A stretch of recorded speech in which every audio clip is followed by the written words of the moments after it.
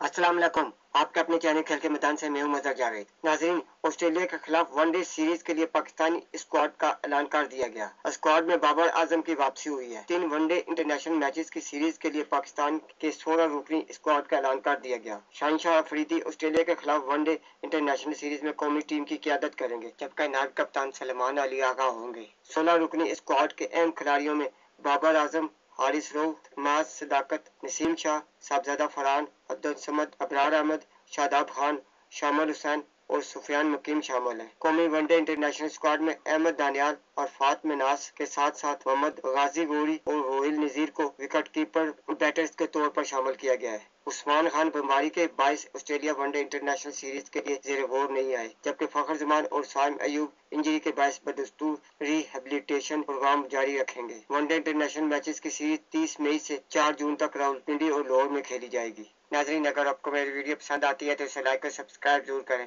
और bell icon के button को दबा दें ताकि आपको मेरी वीडियो बर वक्त मिलती रहे। इसके साथ ही मैं आपसे इजाजत चाहूँगा। अल्लाह हाफिज़।